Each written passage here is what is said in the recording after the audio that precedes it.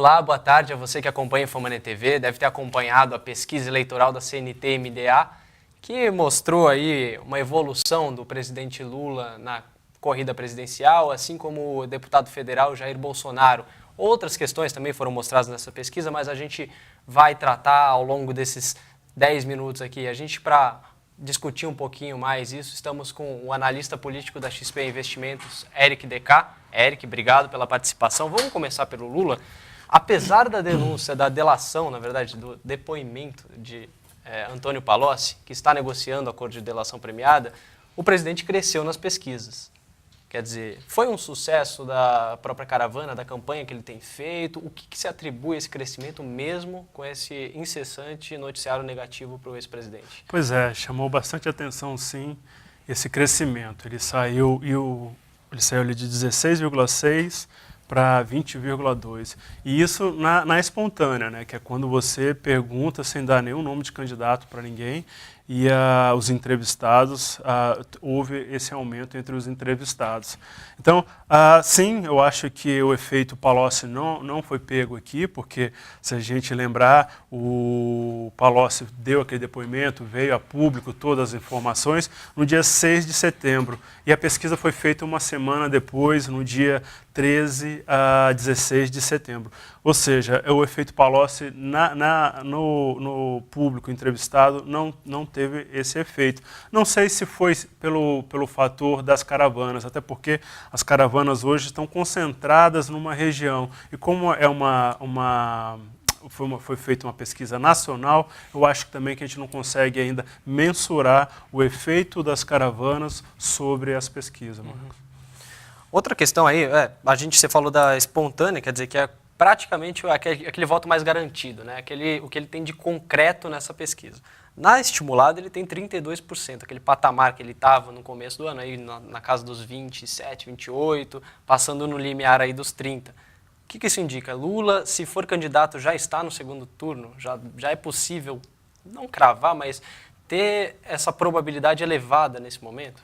Mostra que ele continuou competitivo, apesar do que você até mencionou, apesar de todo esse noticiário negativo, apesar dos possíveis desdobramentos que podem ter na justiça, Lula ainda é competitivo. O Lula ainda está nessa faixa dos 30%, porque se a gente pegar ali a margem de erro de 2%, varia de 32% para 30%.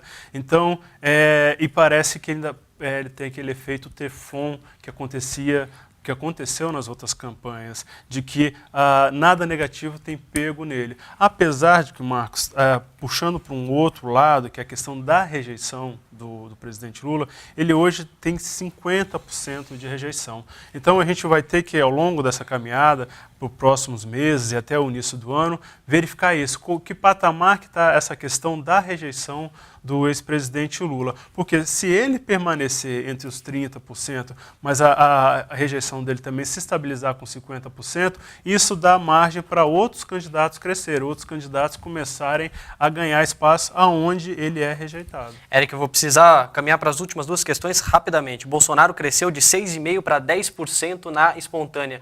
Isso, quer dizer, o azarão está ganhando força, todo mundo aponta que não, que ele vai perder, que ele vai murchar, que ele vai perder a competitividade à medida que a campanha avançar. O que você acha? O que a gente pode esperar aí? O azarão vai mesmo, ou pode dar zebra, quer dizer? Eu acho que o Bolsonaro, sim, tem um público ativo, mas eu não acredito que seja desse tamanho. Eu acho que parte desse percentual que ele apresentou é um pouco do desgaste que a classe política tem hoje com relação à sociedade. Então ele fica ali um pouco como um certo voto de protesto. Porque quando a gente for analisar o Bolsonaro, a gente ainda não vê nenhuma proposta, ainda não falou para o eleitorado o que ele tem de proposta. Então é difícil ver se ele realmente está conquistando pelas suas propostas ou pelos simples fatos do radicalismo que ele sempre está colocando. Mas sim, ele tem um público ativo, mas acredito que ele não vá até o começo do próximo ano se manter nesse patamar tão alto. Eu acredito que vai declinar ao longo da campanha, que deve começar lá por março.